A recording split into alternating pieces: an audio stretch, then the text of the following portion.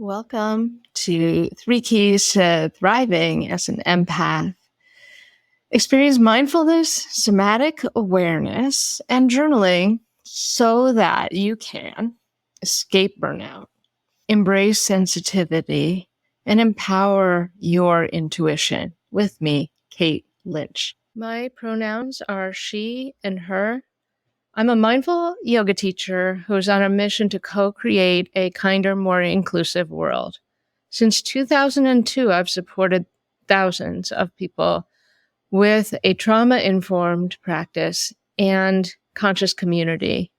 It's really important that I share my core values with you. They are empathy, integrity, equity, and respect. I hold them very dear. And my little neurodiverse family lives in Brooklyn, New York. This is a quote from my teacher, Bo Forbes. An empath in full flower is an extraordinary thing to witness. Vulnerable yet resilient, intuitive yet grounded, and deeply creative, expressive, and magnetic.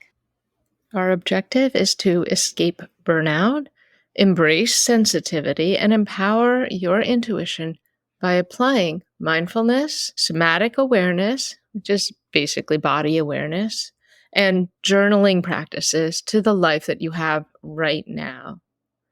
By the end of this presentation, you're going to know the one thing you need to remember about yourself as an empath.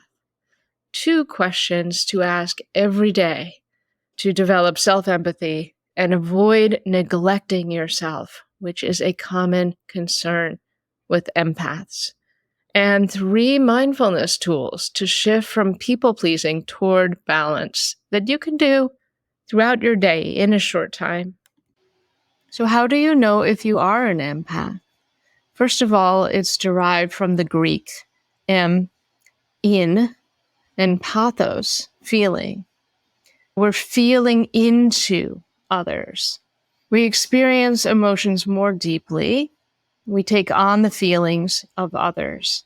And empaths tend to have a higher degree of anxiety, depression, burnout, chronic stress, and even inflammatory conditions than others, often due to the fact that we don't take that step back and self-nurture.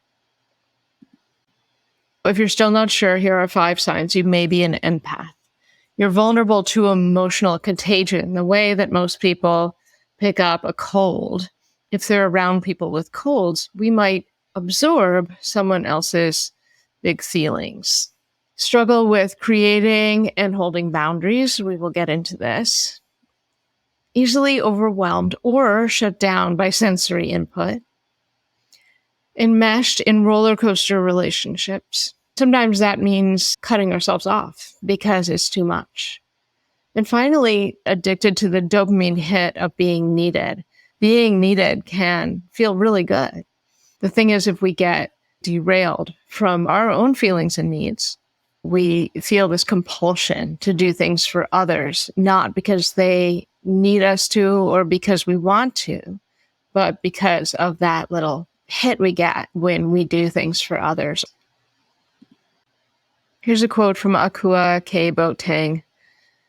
When you're a people pleaser, you're not typically exposing any of the intimate things about who you are that allow you to feel known.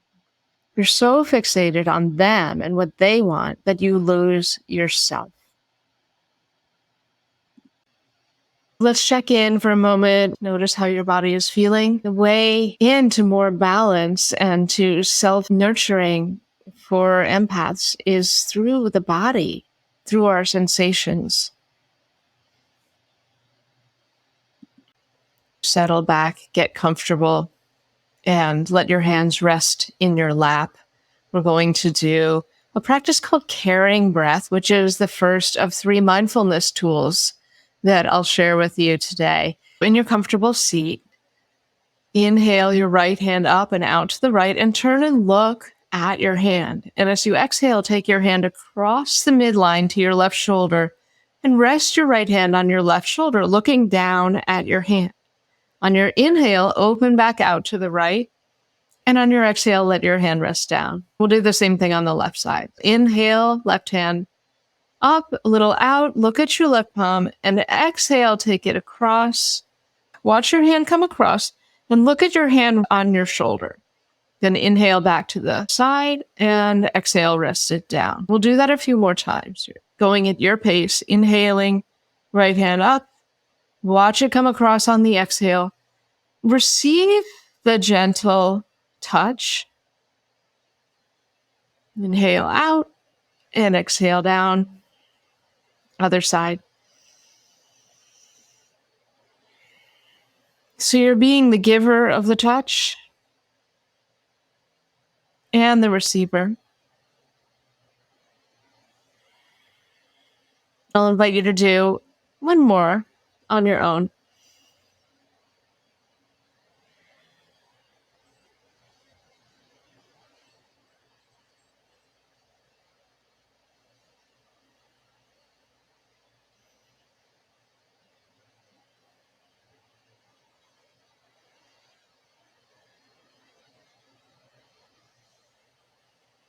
Before moving on, pay attention to how you feel in this moment.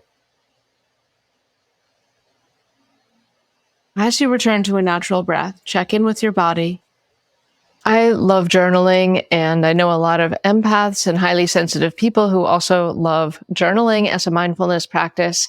However, if you're not into writing, you can do a self-reflection practice without writing. Some of the benefits of self-reflection are befriending yourself because you're listening closely to yourself. It's a mindfulness practice. So if you prefer not to meditate or you are triggered when you meditate, you could try journaling instead.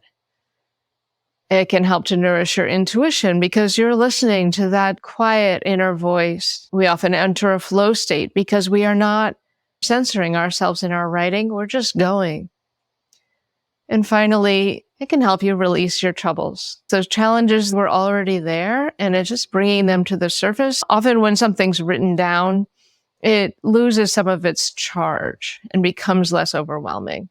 These are the 2 questions I'd like you to ask every day to develop your self-empathy and avoid self-neglect. Because your intuition is one of your greatest assets. It can help you to uncover your own feelings and needs, which may have been buried under the agendas of other people. Self-inquiry is simple, but it isn't easy. That's why I'm saying every day, because it really does need to be a habit. I'm going to give you a moment now if you'd like to write or just consider, how am I feeling?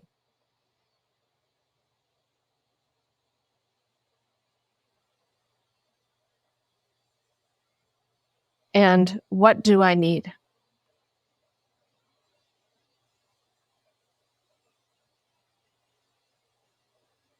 Some of us were socialized to be in tune with our feelings, but have no idea what our needs are because we weren't really allowed to have needs. And some of us are very clear on our needs, but when you ask about feelings, get uncomfortable. Where would you put yourself on this continuum? We're going to go into another mindfulness practice. Check in first with your breath and your body. Here's another simple practice that you can use throughout the day as a little break when you're having sensory overwhelm or shutdown, which tends to happen when we're highly attuned to our environment. Start to rub your palms together. This is also great if you sit at a computer all day or if you're experiencing some eye strain. Keep rubbing your palms. Keep rubbing them until they're very warm.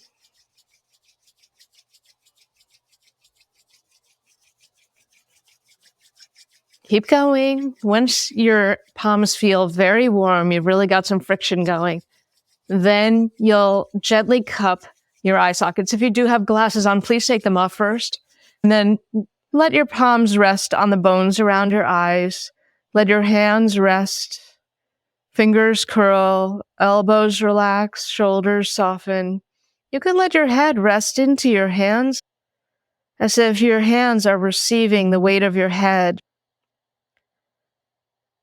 Allow this warmth to be received into not just your eyes, but behind your eyes, the roots of your optic nerve, and the center of your brain.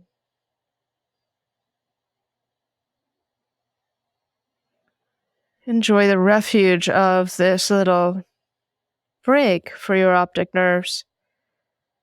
When you're ready, you can start to intuitively move your fingers around. Maybe they move through your scalp, your temples, your forehead, or above your eyebrows. You could tap or rub your sinuses, around your ears or your jaw, your neck.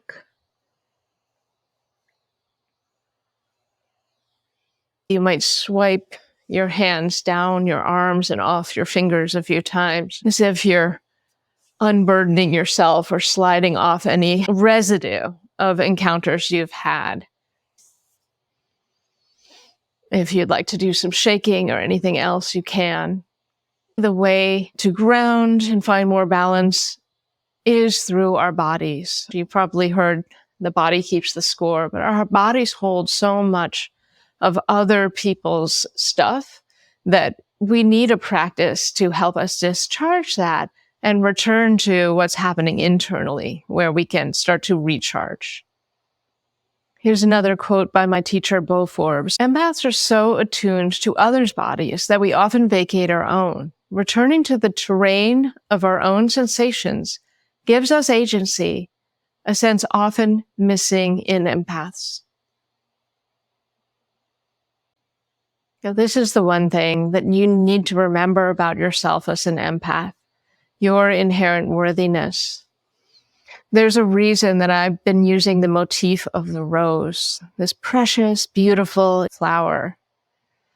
You are worthy, and we need you whole. We need you strong. We need you to bloom and be resplendent. We need you in order to create a kinder and more empathetic world.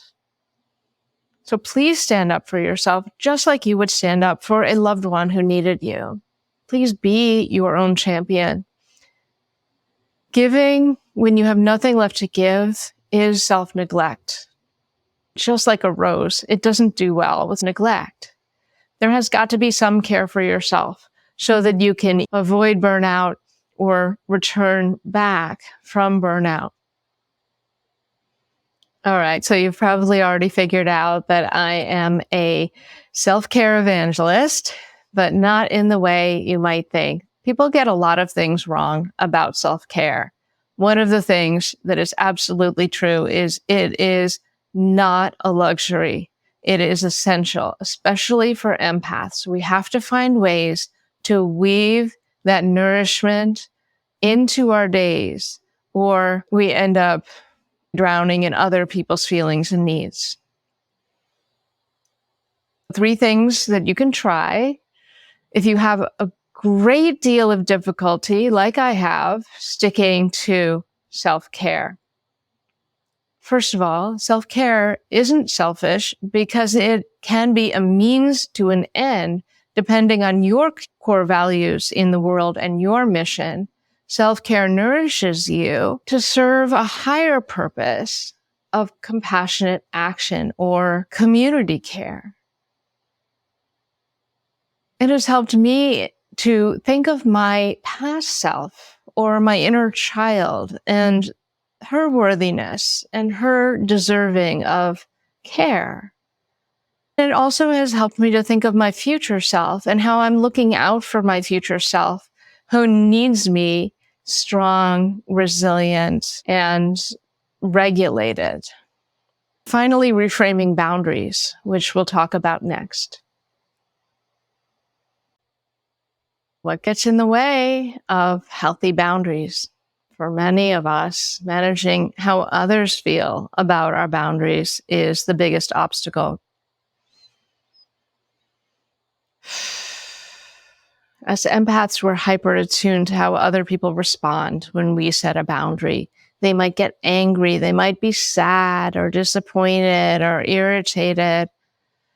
That doesn't mean that you can't have boundaries. Why shouldn't you? Other people have boundaries and you can as well.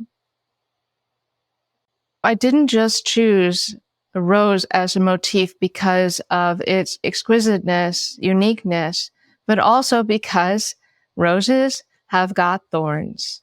We don't have to like them, but we do understand that they serve a purpose for the rose, right? They're protective and they're necessary. Many of us weren't allowed to have needs growing up. Raise your hand if you were not allowed to have needs growing up, or if you were invalidated when you expressed your needs, or even shamed. That's why we need practices to nourish and cultivate ourselves. We may also need to weed a little around our surroundings. Remember that it is okay to disappoint others, even to irritate them, to inconvenience them. We're going to practice tolerating a little discomfort so that we can hold healthy boundaries. I'll invite you again to settle into your seat, get comfortable. How's your body feeling? What's happening with your breath? Prepare for our next practice. This is a tense and release practice. So you'll be squeezing your muscles tight and then feeling the contrast when you let go. You can do this many different ways. If you're doing a full body relaxation, you can go through all your different body parts, squeezing and releasing. I highly recommend this before bed. For now, you'll be squeezing one hand. You'll squeeze your hand really, really, really tight. Take a breath in. Hold that breath. Feel the tension. Feel the discomfort. And then when you breathe out, unfurl and release. Give that hand a break and do the other hand. So we'll make a tight fist. Feel the discomfort. Breathe in. Hold that breath for a moment, tensing, tightening, experiencing that little bit of discomfort that is going to lead us to release. Then if you're up for it, do both hands at once, squeezing tight. Maybe you want to bring your shoulders up, make a prune face. And release. I want to remind you that my mission is to co-create a kinder, more inclusive world. So I need you to own your gifts, and I want to support you. You are going to make this world a kinder, more equitable place, and I am here for you. You don't have to put yourself first. I know that sounds selfish, but what if you gave yourself the same grace that you would give to a friend? What if you could care for yourself as much as you care for others? How would that transform your life and what you could do long term toward your own mission, your own core values? And if you've ever felt like you're kind of tiptoeing around other people's feelings and frustrations or big emotions, or you're walking on eggshells around them, how would it feel to stop? So many people go through life enduring their debilitating stress, holding tension or bracing themselves as if it's inevitable. But you can do something to help your ball of nerves untangle. Yep, I'm talking about yoga, and I have a free gift for you. It's called Stop Walking on Eggshells. When other people's stress feels like too much, these mindful yoga practices can help you ground yourself. It's 25 minutes, it's relaxed, and it'll help you to release your stress and also to shift your mindset about other people's struggling. You can use the QR code or you can get it on demand through the link, Stop Walking on Eggshells. I just want to say, my friend, that I am so grateful you're here. I know your time is precious. I see you as precious and unique and beautiful, just like a rose. I respect your thorns, and I do want to be here for you to help you cultivate, nourish, and ground yourself. If you would like to stay connected, I'm on Instagram at Healthy Happy Yoga. I'm on Facebook at Kate Lynch Yoga. And my email is kate@healthyhappyyoga. I would love to hear from you. Please do go get that yoga practice. Stop walking on eggshells.